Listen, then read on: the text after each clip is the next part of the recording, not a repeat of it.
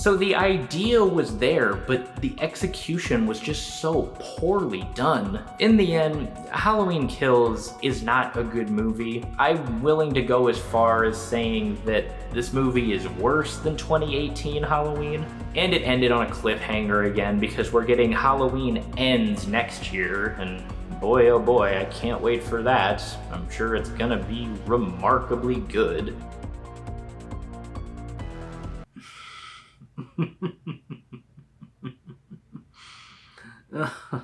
Oh, Brandon.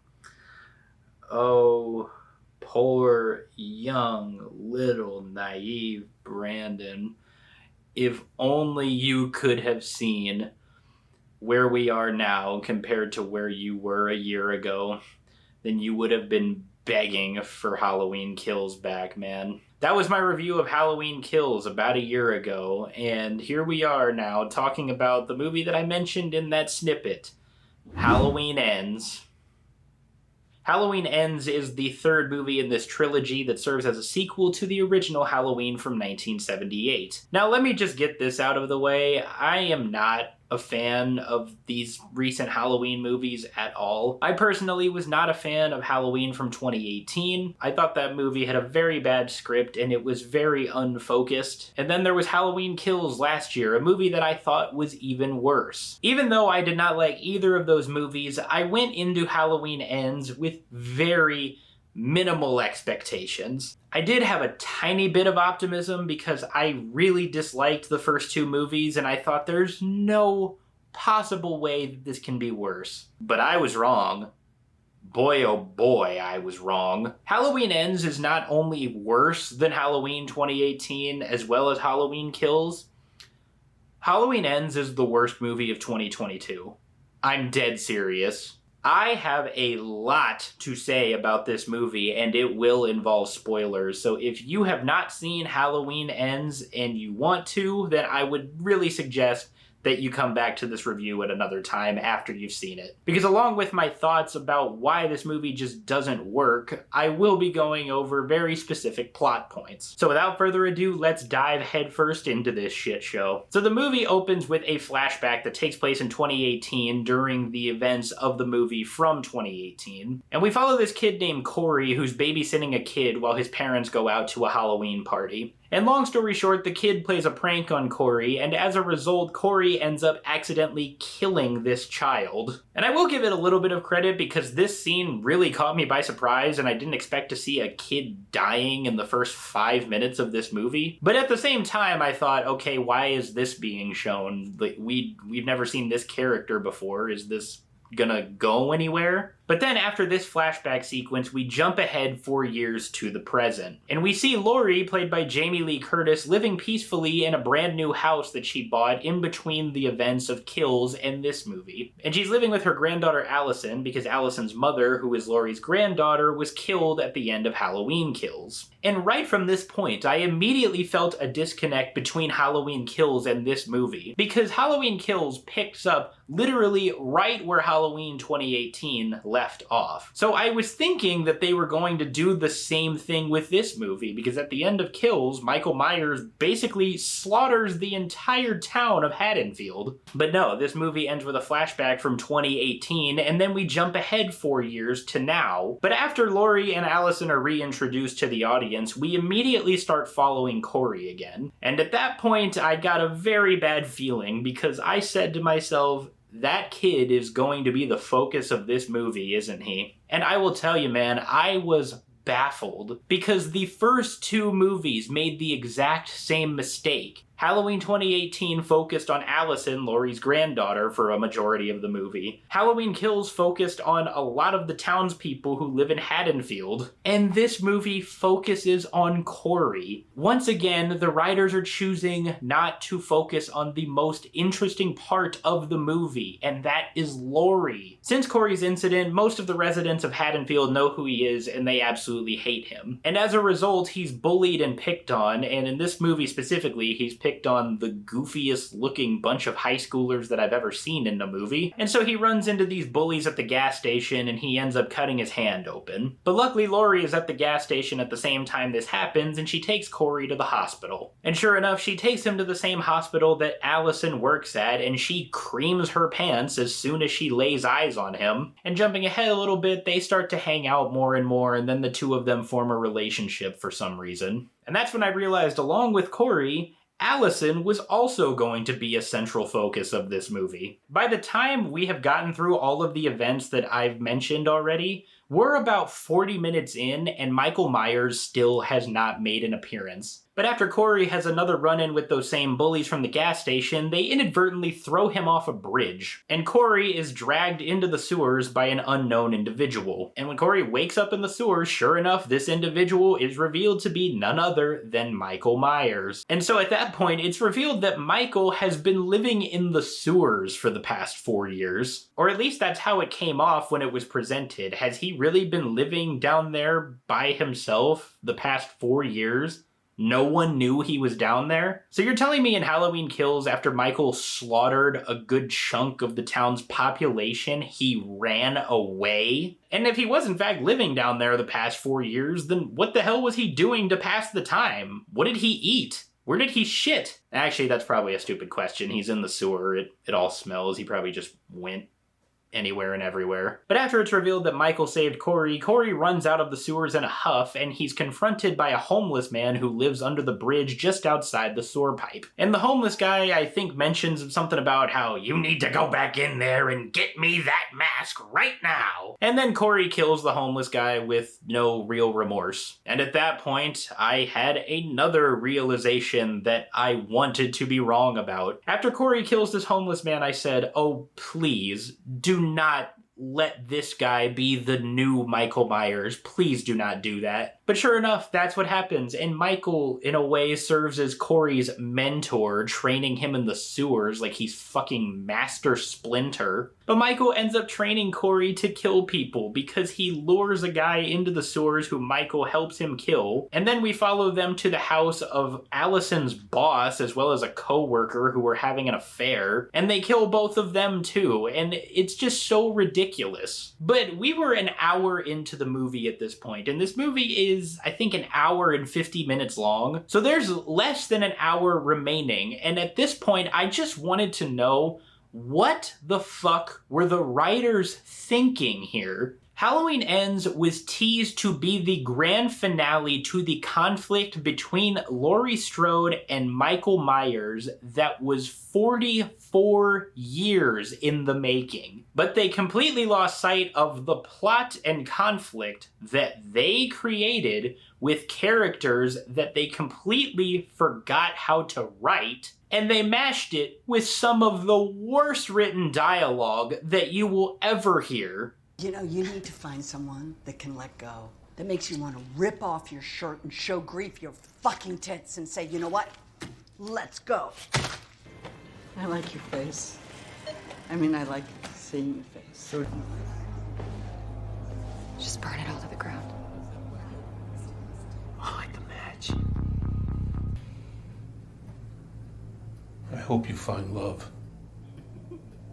But really, in God's name, what the hell were the writers thinking? They absolutely butchered the character of Michael Myers. They did him so dirty by practically nerfing him and making him a little bitch that runs away and hides after practically committing genocide. But that's not even the worst of it. They did Laurie even dirtier. Her character in this movie truly makes no sense because it feels like all of her characteristics that were established up until this point were completely tossed in the trash. Because in Halloween 2018, Laurie Strode is this hardened old woman who is prepping for the return of Michael Myers. But at the time, Michael was locked in a psych ward, but Laurie just just knew that he was going to escape and come back. So she spent the last 40 years prepping for his return despite the fact that he was locked up. But now, jumping ahead 4 years, half the town is dead, her daughter is dead at the hands of Michael, and Michael is on the run, and everyone knows that he's still out there. She buys a brand new house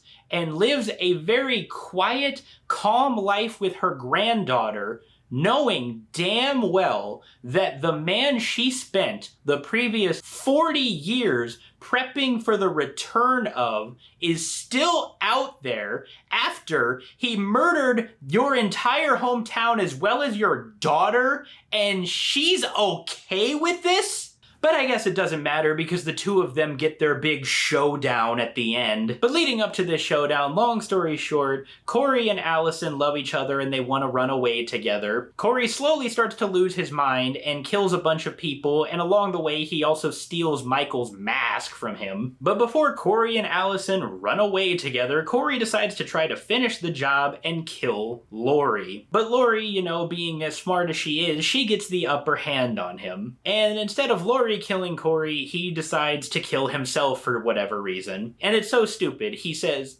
"If I can't have her," and then he stabs himself in the throat. And Laurie is very shocked by this, so she makes the stupid decision to grab the knife and pull it out of Corey's throat, and right as she's doing so, boom, Allison walks right into the house and sees what's going on. And she leaves in a huff, all furious and sad, and she's crying, and yeah, it's incredibly predictable. But then completely out of left field, Michael just suddenly shows up, and he and Laurie fight each other, and in the process, Michael gets his mask back. Yay! But this entire fight sequence doesn't make any fucking sense. It felt like a completely different movie for that matter. So you're gonna follow this kid who's slowly becoming a serial killer for a majority of the movie's runtime. And then at the end, before the climax, you're gonna have him kill himself and you're going to abruptly shift to what we all came here to see in the first place? If that's what you were going to do, then what the fuck was the point of making Corey the protagonist? But after all that, it leads to a completely anticlimactic ending. Laurie has Michael pinned to the table and he pulls his hand free from one of the knives and he grabs her by the throat, and then boom, at that moment Allison comes back and saves the day. And Laurie takes off Michael's mask and gives some long spiel about the effect he's had on her and the town itself. And then Laurie and Allison tie Michael to the roof of their car. And then they go to the junkyard where Corey worked. I didn't mention that because it wasn't really important. But all the townspeople of Haddonfield are there, and they lift Michael's body up off the top of the car. And I started laughing because all I could think about was that scene in Spider-Man 2. It's literally the same scene. But they lead him to this giant shredder that they're gonna throw his body into. And Laurie climbs up on top of the shredder, and I'm not kidding you, there was a brief moment where I thought she was going to jump in there herself. But no, she throws Michael into the shredder herself, and his body is completely obliterated. But I'm sure they'll think of some ridiculously stupid way to resurrect him a few years from now, I bet you. But then after that happens, there's another time jump, and we're a few days, weeks, months ahead, I really don't remember. And Allison ends up leaving Haddonfield anyway, despite the fact that she never mentioned that she wanted to leave. She was only leaving because of Corey, but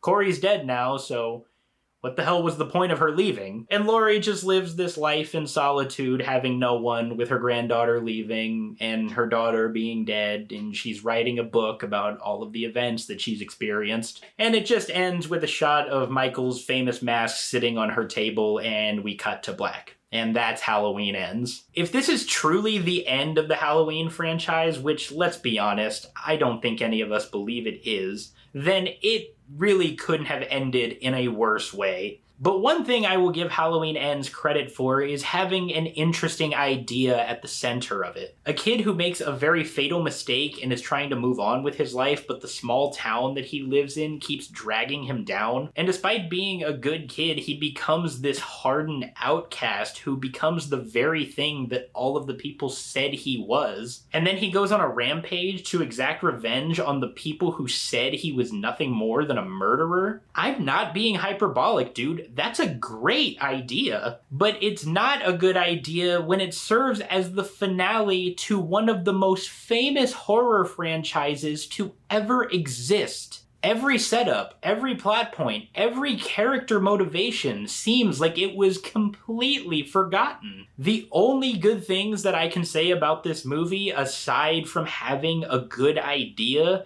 was the score, which is amazing as it always is, and some of the violence is very gory, and I thought it was pretty entertaining. But other than that, this movie is just absolutely horrible in every single way. I will keep asking until I have a solid answer. What the fuck were they thinking here? How did this script make it through all of the obstacles it had to go through? How did so many people read this script and approve it? Everyone involved in this movie should be very ashamed of themselves for allowing this to happen. This was a total disrespect to the characters of Michael Myers, Laurie Strode, and just the entire Halloween franchise as a whole. And overall, I am going to give Halloween Ends a 1 out of 10.